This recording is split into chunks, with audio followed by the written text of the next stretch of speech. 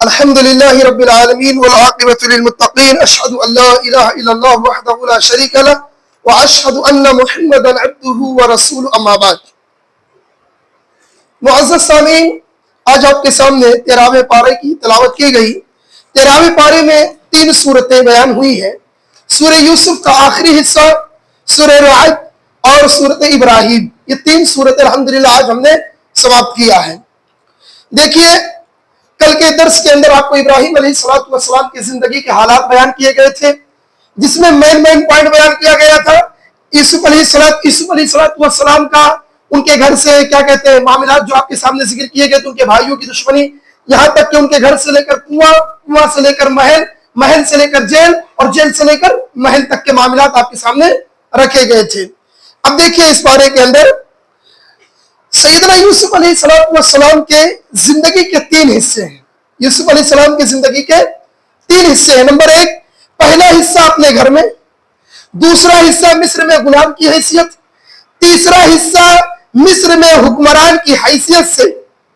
لہذا یہ 3 حصے یوسف علیہ السلام کی زندگی میں ہوئے اور 13ویں پارے میں اسی تیسرے حصے کا تذکرہ کیا گیا ہے. سب سے پہلی چیز قرآن پاک میں 13ویں پارے کے اندر آیا ہے نفس امارہ کا معاملہ. انسان کے اندر 3 قسم کی نفسیات پائی جاتی ہیں. نمبر 1، نفس امارہ جو انسان کو گناہوں پر اور برائیوں پر آمادہ کرتا ہے. نفس امارہ جو انسان کے گناہوں پر اور برائیوں پر آمادہ کرتا ہے. نمبر 2، نفس لوامہ، اگر آدمی کوئی غلطی کر بیٹھے تو اسے ملامت کرتا ہے. نمبر 3، نفس مطمئنہ جو نیکی کرنے پر انسان کو خوشی اور اطمینان دلاتا ہے. یہ 3 نفس ہے. لہذا اس میں سب سے خطرناک نفس کون سا ہے؟ نفس امارہ. نفس امارہ ہم لوگ عام طور پر کہتے ہیں کہ بھائی کیا کہتے ہیں شیطان رمضان میں قید ہو جاتا ہے تو آدمی گناہ کیوں کرتا ہے؟ تو ایک چیز ایسی ہے جو آدمی کی کبھی زندگی میں قید نہیں ہوتی، وہ ہے نفس امارہ جو آدمی کو گناہوں پر ابھارتی رہتی ہے. لہذا اسی بارے کے اندر اللہ رب العالمین نے سورہ یوسف میں آیت نمبر 53 کے اندر نفس امارہ کا تذکرہ کیا ہے. اس کے بعد اب انسان کی زندگی میں اللہ رب العالمین نے یوسف علیہ السلام کا معاملہ بیان کیا. سیدنا یوسف کا شاہ مصر کی حیثیت سے تقرری. دیکھیں، جب یوسف علیہ السلام نے بادشاہ کے خواب کو نہ صرف تعبیر بتائی بلکہ اس کے خواب میں جو آفت آنے والی تھی اس کی بھی پیشن گوئی کر دی. لہذا وہ سارے معاملات ہو بہو ویسے ہی ہوئے جیسا یوسف علیہ السلام نے بیان کیا تھا. اس کے بعد اللہ رب العالمین نے یوسف علیہ السلام سے عزیز مصر نے یہ درخواست کی کہ تم ہمارے یہاں آ جاؤ اور حکومت کے طور پر یہاں پر رہو. لہذا اللہ رب العالمین نے سورہ یوسف آیت نمبر 54 کے اندر بیان کیا، اور بادشاہ نے کہا اسے میرے پاس لاؤ، میں اپنے لیے خاص الخاصہ کر لوں گا، یعنی ایک خاص آدمی بنا لوں گا. پھر جب اس نے اس بات کی تو کہا بلا شبہ آج ہمارے یہاں صاحب اقتدار اور امانت دار ہے. لہذا یوسف علیہ السلام اب عزیز مصر کے گھر پر آئے اور وہاں پر اقتدار کی کرسی انہیں سنبھالنے کی ذمہ داری دے دی گئی. اب لہذا یوسف علیہ السلام کا معاملہ آگے بڑھتا ہے. یوسف علیہ السلام شاہ مصر کے تخت پر، ایک موضوع اس میں ہے یوسف علیہ السلام شاہ مصر کے تخت پر. قرآن مجید نے آگے چل کر سیدنا یوسف کو شاہ مصر کے لقب سے یاد کیا ہے، مگر اس بات کی وضاحت نہیں ہے کہ یوسف علیہ السلام شاہ مصر کے تخت پر کیسے برجمان ہوئے. البتہ قرآن سے ہی معلوم ہوتا ہے کہ بادشاہ نے یوسف کے منہ بولا بیٹا بنا لیا تھا. لہذا یوسف علیہ السلام کو جب منہ بولا بیٹا بنا لیا تو اسی حیثیت سے یوسف علیہ السلام مصر کے تخت پر ایک بادشاہ کی حیثیت سے اپنے آپ کو تھے، یا وزیر کی حیثیت سے بھی کہا جا سکتا ہے. بھائیوں کی آمد ہوئی. اب یہاں سے بھائیوں کی آمد. شاہ مصر کے خواب کے مطابق جب 61 سالی کا زمانہ آیا، کیونکہ یوسف علیہ السلام نے پیشن گوئی کی تھی کہ 61 سالی کا زمانہ آئے گا، تو لہذا چاروں اطراف میں جب اناج کی کمی محسوس ہونے لگی تو یوسف علیہ السلام کے کہنے کے مطابق بادشاہ کے محل کو کھول دیا گیا تاکہ اطراف کے لوگ آ کر وہاں سے کچھ اناج حاصل کر سکے. یوسف علیہ السلام نے یہی معاملہ کیا تو یوسف علیہ السلام کے بھائیوں کی آمد وہاں پر ہوتی ہے. لہذا یوسف علیہ السلام اپنے بھائیوں کو دیکھ کر پہچان جاتے ہیں. اپنے بھائیوں کو دیکھ کر یوسف علیہ السلام پہچان جاتے ہیں. यूसुफ अलैहिस्सलाम ने उसूल बना रखा था कि एक फर्द को एक ऊंट के बोझ के बराबर गल्ला मिलता रहेगा, ताकि अमीर लोग मिस्र में गल्ला खरीद कर, जैसे आज आपके हिंदुस्तान के अंदर वो मामला ज्यादा होता है, जब कोई मामला आता है तो अच्छी चीजें अमीर लोग स्टॉक कर लेते हैं, फिर उसी को महंगे रेट में बेचते हैं। लेकिन यूसुफ अलैहिस्सलाम ने सिर्फ एक कानून लगाया था, क्या? कि जो एक आदमी आएगा उसे सिर्फ एक ही आदमी का हिस्सा मिलेगा, लिहाजा चाहे जो आए वो सारे लोग एक ही नजर से तोड़े जा रहे थे। यूसुफ अलैहिस्सलाम ने सबको वही एक तरीके का सबको गल्ला अता किया, सबको गल्ला देते रहे। सूरह यूसुफ में अल्लाह रब्बुल आलमीन ने 61 और 65 में इसका तज़किरा किया। अल्लाह ताला ने बयान किया, उन्होंने कहा हम उसके बाप को उसके बारे में जरूर आमादा करेंगे और बेशक हम जरूर करने वाले हैं। और उसी ने अपने जवानों से कहा उनका माल उनके कजावे में रख दो ताकि वो उसे पहचान ले, जब अपने घर वालों की तरफ वापस जाए शायद वो फिर आ जाए। तो जब वो अपने बाप की तरफ लौटे तो उन्होंने कहा हमारे बाप, हम में से हमें माफ पर रोक लिया गया था, सो तू हमारे भाई को हमारे साथ भेज दे ताकि गल्ला हमें ज्यादा मिले। क्यों? क्योंकि यूसुफ अलैहिस्सलाम ने कहा था कि अगली मर्तबा जो जितने लोग आएंगे उतने लोगों को ही गल्ला दिया जाएगा। तो यूसुफ अलैहिस्सलाम के हकीकी भाई जो सगे भाई थे वो गल्ला लेने नहीं गए थे। अब क्या होता है, जब यूसुफ अलैहिस्सलाम के भाई लोग गल्ला लेकर आते हैं तो यूसुफ अलैहिस्सलाम के भाई अपने अब्बू से कहते हैं, अब्बू जान आप छोटे भाई को हमारे साथ भेज दो। तो उनके वालिद ने क्या कहा था? कहा मुझे डर है कि जो तुमने यूसुफ के साथ किया था वही तुम मेरे बेटे छोटे बेटे के साथ भी ना करो।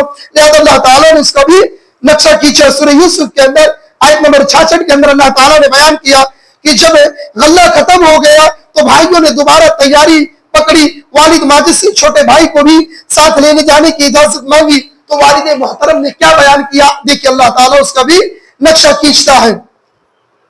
उसने कहा मैं उसे तुम्हारे साथ हरगिज न भेजूंगा यहां तक कि तुम मुझे अल्लाह का पुख्ता अहद करो, यानी तुम अल्लाह रब्बुल आलमीन का पुख्ता अहद करो ताकि तुम हर सूरत उसे मेरे पास लाओगे, मगर ये कि तुम्हें घेर लिया जाए। फिर जब उन्होंने उसे अपना पुख्ता अहद दे दिया तो उसने कहा अल्लाह उस पर जो हम कह रहे हैं जामिन है। किसने कहा? याकूब अलैहिस्सलाम ने अपने बेटों से कहा कि जब तुम पक्का अहद दे दिए हो तो मेरे छोटे बेटे को ले जाओ, और जो तुमने अहद दिया है इस पर कौन जामिन है? मेरा रब जामिन है।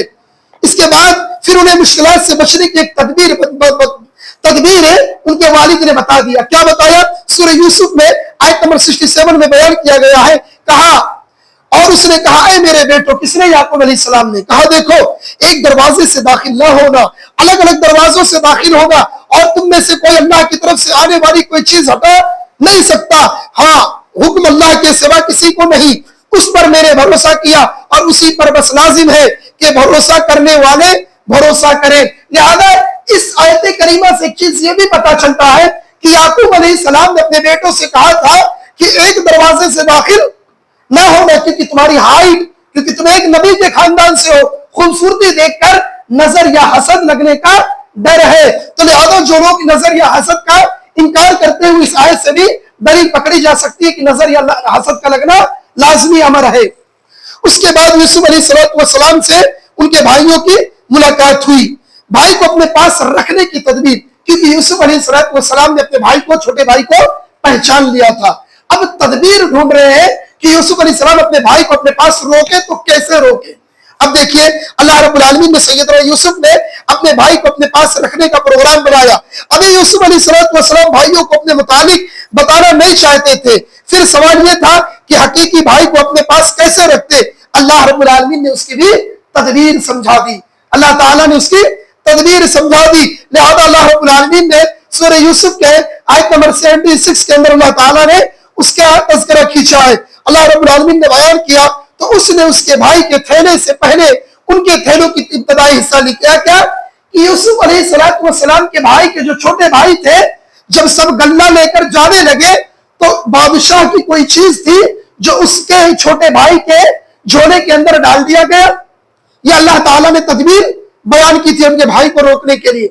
उसका हरगिज मतलब यह नहीं है कि उनका भाई चोर था। लिहाजा यूसुफ अलैहिस्सलाम ने ऐलान किया कि रुक जाओ सब लोग, बादशाह की एक चीज गायब हुई है جس کے پاس پکڑی جائے گی اسے یہاں پر قید کر لیا جائے گا۔ مسئلہ کیا تھا؟ اس وقت مصر کا ایک قانون تھا کہ اگر کوئی شخص چوری کرتے ہوئے پکڑا جاتا تھا تو اسے روک لیا جاتا تھا اور مالک جو چاہتا تھا اسے کام کراتا تھا۔ تو سارے لوگوں کے پاس چیکنگ کی گئی، وہی معاملہ آیا 76 کے اندر اللہ تعالیٰ نے اس کا بھی نقشہ کھینچا۔ اللہ نے تدبیر کیسے بنائی دیکھو، اللہ رب العالمین نے تدبیر ایسے بنائی، وزیروں کو حکم دیا گیا کہ ان کی چیکنگ کی جائے۔ سارے بھائیوں نے کہا بھائی ہم کیا چوری کر سکتے ہیں، لہذا جب چیکنگ کی بات آئی تو چھوٹے بھائی سے نہیں شروعات کی گئی تھی، جس کے گلے میں وہ چیز تھی اس کے ہاتھ سے شروعات نہیں کی گئی، دوسروں سے شروعات کی گئی، اور جب لاسٹنگ اینڈنگ میں وہ چیز پکڑی گئی تو چھوٹے بھائی کو روک لیا گیا، کیونکہ یوسف علیہ السلام اپنے بھائی سے بہت زیادہ محبت کرتے تھے۔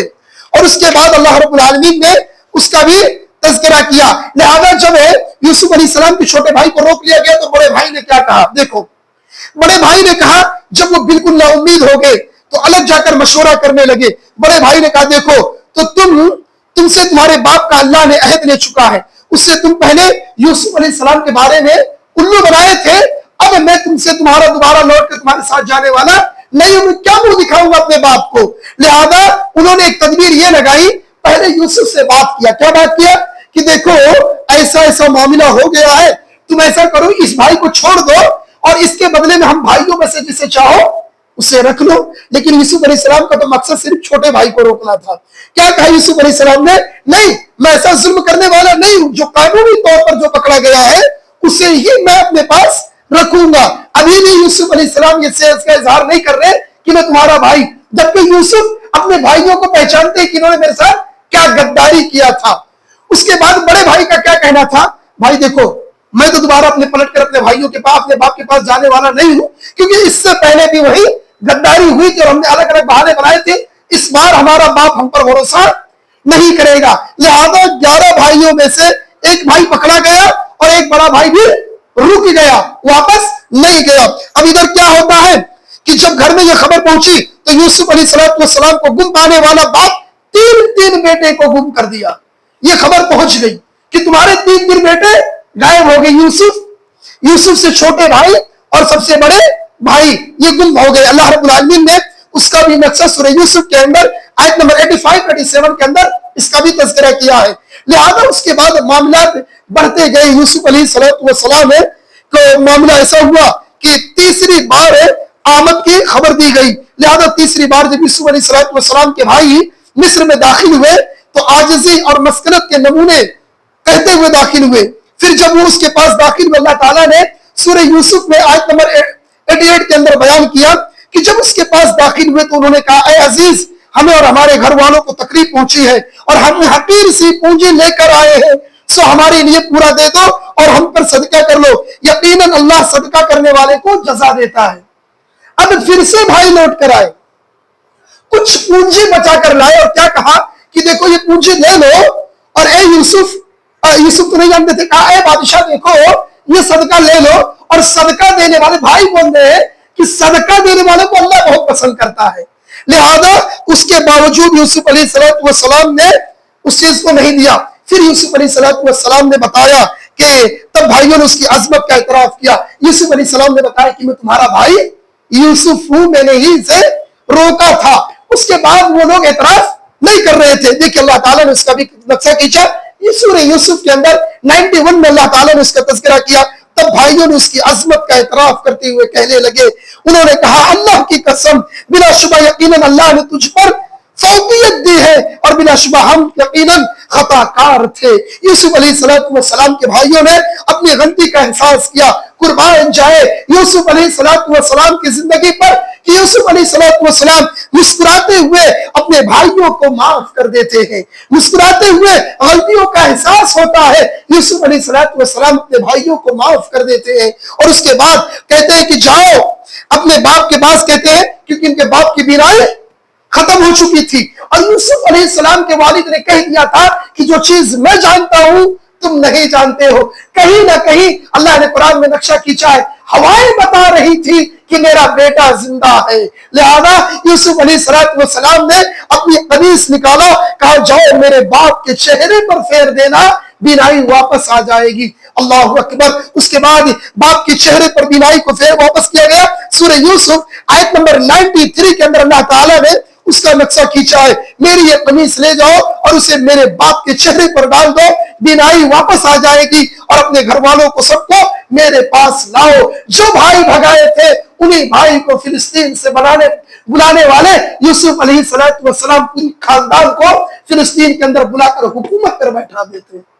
یہ تھے یوسف علیہ السلام. لہذا آخر میں اللہ تعالیٰ نے پورے خاندان کو مصر میں آمد کی دعوت دی.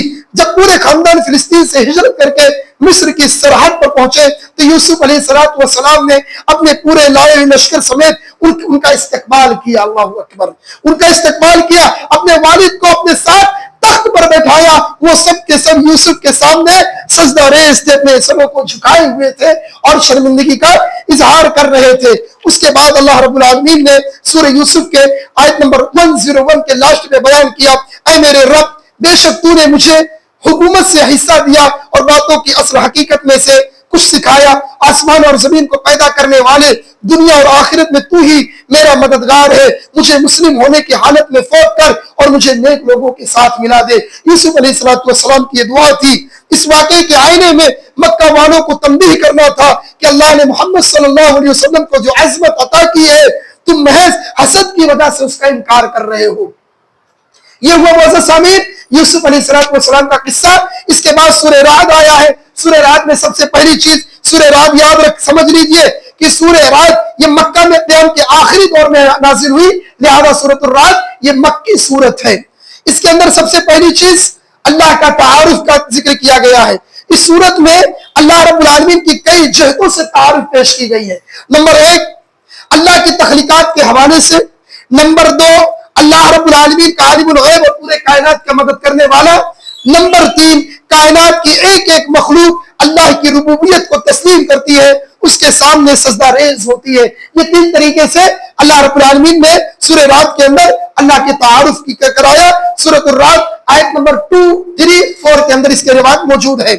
اس کے بعد اللہ رب العالمین نے اسی پارے کے اندر اللہ کے مقابلے میں تمہارے خود ساختہ معبودوں کی حالت بیان کی گئی کہ جو لوگ معبودوں کو اپنے ہاتھوں سے بناتے تھے اس کا بھی تذکرہ کیا گیا. اللہ کی عظیم شان مخلوقات اور ان کے اطاعت شعاری کا تذکرہ کرنے کے بعد مشرکین کے جھوٹے معبودوں کی حالت بیان کرتے ہوئے فرمایا سورۃ الرعد آیت نمبر 14 اللہ کہتا ہے برحق پکارنا صرف اسی کے لیے ہے جن کو ان کے سوا پکارتے ہیں وہ ان کی دعا کچھ بھی قبول نہیں کرتے مگر اس شخص کی طرح جو اپنی دونوں ہتھیلیوں کو پانی کی طرف پھیلانے والا ہے تاکہ وہ اس کے منہ تک پہنچائے, حالانکہ اس تک ہرگز پہنچنے والا نہیں ہے, اور کافروں کا پکارنا مگر سراسر بے سود ہے.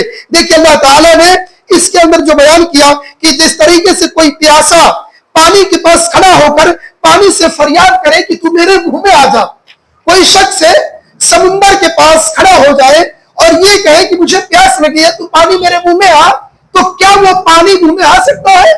اسی طریقے سے جن معبودوں کو تم بناتے ہو, جن معبودوں کو تم عبادت کرتے ہو, تو ان معبودوں سے تمہارا فائدہ کیا ہو سکتا ہے جب خود بچارے یہ محتاج ہے, دوسروں کے محتاج ہے. تو اللہ تعالیٰ نے کتنی زبردست مثال دی, پانی سے مثال غیر معبود کی دی کہ جب ایک پانی پینے والا آدمی اس پانی کو اپنے منہ میں نہیں لا سکتا, تو اسی طریقے سے ایک معبود جو ہم نے اپنے ہاتھوں سے جسے گڑھا اور بنایا ہے وہ کیسے کہ ہماری مدد کر سکتے ہیں.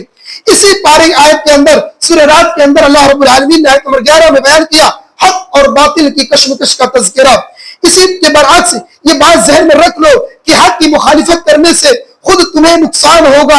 جن نعمتوں کی بدولت تم تکبر اور گھمنڈ میں مبتلا ہو یہ اللہ کی عطا کردہ ہے. جب کوئی قوم اللہ کے دین کی مخالفت میں لگ جاتی ہے تو دی ہوئی نعمت اللہ تعالیٰ چھین لیتا ہے, دی ہوئی نعمت اللہ رب العالمین چھین لیتا. اللہ تعالیٰ نے اسی میں بیان کیا بے شک اللہ نہیں بدلتا کسی قوم کو یہاں تک کہ وہ خود اسے بدل لے جو ان کے دلوں میں ہے, اور جب اللہ کسی قوم کے ساتھ برائی کا ارادہ کر لے تو اسے ہٹانے کی کوئی صورت نہیں اور اس کے علاوہ کوئی یار اور مددگار نہیں. لہذا خود کوئی قوم اللہ تعالیٰ کسی قوم کی حالت کو نہیں بدلتا.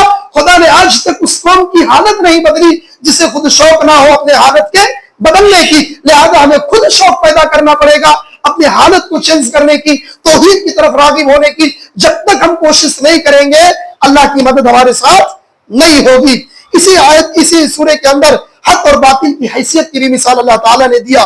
اسی کے اندر اللہ رب العالمین نے بارش کے برسنے سے جب اللہ تعالیٰ نے کتنی بہترین مثال دی کہ جو بارش ہے نا، بارش سے سمندر بھرتا ہے، نالیاں بھرتی ہے، لہذا جب سمندر اور نالیاں بھر جاتی ہے تو موجیں مارتی ہے، جب موجیں مارتی ہے تو جھاگ نکلتا ہے، جھاگ دکھتا بہت زیادہ ہے لیکن اس کی کوئی اصل حقیقت نہیں ہوتی ہے۔ اسی طریقے سے جب سونار کو سونا پگھلانا رہتا ہے تو اصل سونا نیچے رہ جاتا ہے، اوپر اٹھنے والے جھاگ کچرے رہتے ہیں۔ اسی کی مثال اللہ رب العالمین نے دیا کہ دیکھ لو دین کے اندر معاملہ ایسے ہی ہے، اصل حقیقت کو پہچانو، حق کو پہچانو۔ دکھتے بہت زیادہ ہے، نمونے تو دکھائی بہت دیتے ہیں، اصل کون ہے، حقیقت میں کون توحید پر ہے، اسے پہچاننے کی ضرورت ہے۔ تعداد کی کثرت بہت زیادہ ہو اس بات کی دلیل نہیں ہے کہ وہ حق پر ہے۔ حق پر وہی ہے جسے کتاب و سنت کا علم دیا گیا ہو، جسے کتاب و سنت کی جانکاری دی گئی ہو، اطاعت رسول اور اطاعت اللہ کا جسے حق حاصل ہو، وہی شخص حق پر ہے۔ اور حق کی تلاش کب کی جائے گی؟ جب ہمارا ذہن تحقیقی ذہن بنے گا، کتاب و سنت کو فالو کرنے والا ہوگا۔ اسی آیت کے اندر اللہ رب العالمین نے اس چیز کا بھی تذکرہ کیا کہ اطمینان قلب کا ذریعہ کیا ہے۔ اگر آپ چاہتے ہو کہ آپ کا دل سکون میں آ جائے، آپ کا دل سکون میں آ جائے، تو دنیا کے بڑے بڑے مالدار سہولتیں حاصل ہونے کے باوجود پریشان حال ہیں۔ آج دیکھ لیجیے آپ، دنیا کے جتنے مالدار ہیں پریشان حال ہے، کوئی ڈپریشن کا شکار ہے، کوئی نیند کی گولی کھا رہا، نہ جانے کیسی زندگی گزار رہے ہیں۔ اللہ نے کہا اگر دلوں کو سکون چاہتے ہو نا تو آؤ اس قرآن کریم کی اس آیت پر عمل کر لو، انشاءاللہ آپ کے دلوں کو سکون ملے گا۔ کیا ہے؟ اللہ رب العالمین نے سورۃ الرعد آیت نمبر 28 میں بیان کیا۔ اللہ کہتا ہے الذین آمنوا وتطمئن قلوبهم بذکر اللہ لا یذکر اللہ تطمئن القلوب۔ اللہ تعالیٰ کہتا ہے وہ جو ایمان لائے اور ان کے دل اللہ کی یاد سے اطمینان پاتے ہیں۔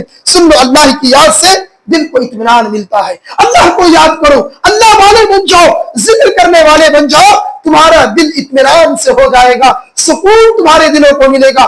دنیا کے ٹینشنات کو 10 منٹ کے لیے دور کرو، اللہ کو یاد کر کے دیکھو، ساری الجھنیں تمہاری اللہ تعالیٰ دور کر دے گا۔ لہذا اس کے بعد اللہ رب العالمین نے سورہ ابراہیم کا تذکرہ کیا۔ سورہ ابراہیم سورہ رات کے بعد مکہ میں آپ کے آخری دور میں نازل ہوئی، لہذا یہ بھی سورت ابراہیم علیہ السلام کی شخصیات کے اوپر ہے، مکی صورت ہے۔ اس سورے کے اندر چند پوائنٹ باتیں ہیں، 2-3 باتیں کہ قرآن مجید کے مقصد نزول کا کیا ہے، قرآن مجید جو نازل ہوا اس کا مقصد کیا ہے۔ قرآن مجید کا قصہ کہانیوں کی کتاب نہیں ہے، یہ قرآن جو ہے نا یہ کوئی قصے کتاب نہیں ہے۔ اللہ رب العالمین نے اس سے کنارہ کشی اختیار کرنے سے کوئی فرق نہیں پڑتا کہ بلکہ یہ لوگوں کی ظلمات سے نکالنے والے اور روشنی کی طرف رہنمائی کرنے والی گائیڈ ہے۔ لہذا اس کتاب کے ذریعے سے آدمی کو کیا ہوتا ہے؟ ظلمات سے اللہ تعالیٰ دور کر دیتا ہے، نور میں لاتا ہے، اللہ رب العالمین روشنی میں لاتا ہے۔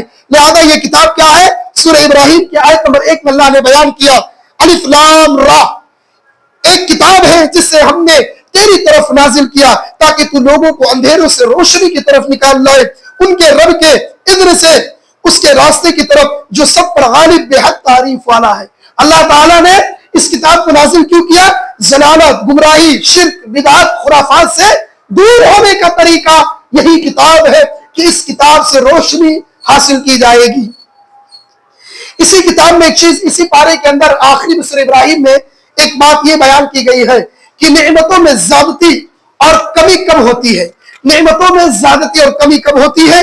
یہ دیکھیے اہل مکہ رسول اللہ صلی اللہ علیہ وسلم کے پیغام کو اس لیے رد کرتے تھے کہ ان کے پاس مال و دولت تھا، ثروت تھا، عزت تھی، شہرت تھی، دولت، سب کچھ دیا تھا اللہ نے، ایمان سے اس کا دل خالی تھا۔ ایمان سے جس کا دل خالی ہے، یاد رکھنا دنیا میں سب سے بڑا امیر آدمی وہ ہے جس کا دل ایمان سے منور ہے، جس کے دل میں توحید ہے۔ اس کے پاس کھانے کے لیے کم ہو چلتا، لیکن اللہ تعالیٰ کی نظر میں سب سے محبوب بندہ، سب سے مالدار بندہ وہی ہوتا ہے۔ اللہ رب العالمین نے قرآن کریم کے اندر بیان کیا سورہ ابراہیم میں آیت نمبر 7، اگر چاہتے ہو کہ تمہاری نعمتوں میں برکت آئے، اللہ تعالیٰ کی اس آیت پر عمل کرو۔ وَإِذْ تَعَذَّنَ رَبُّكُمْ لَئِن شَكَرْتُمْ لَأَزِيدَنَّكُمْ، اللہ تعالیٰ نے کہا جب تمہارے رب نے صاف اعلان کر دیا کہ بے شک اگر تم میرا شکر کرو گے تو میں ضرور ہی تمہیں زیادہ دوں گا، اور بے شک اگر تم ناشکری کرو گے وَلَئِن كَفَرْتُمْ إِنَّ عَذَابِي لَشَدِيدٌ، اور اگر تم میری ناشکری کرو گے تو بلا شبہ میرا عذاب یقیناً بہت سخت ہے۔ یاد رکھنا، اگر تم چاہتے ہو کہ تمہارے مال میں اضافہ ہو، رزق میں برکت ہو، تو جتنا اللہ نے تمہیں دیا ہے شکر کرنے کی عادت ڈالو، قناعت پسندی اختیار کرو، اللہ تم سے خوش ہو جائے گا، تمہارے مال میں مزید اضافہ کر دے گا۔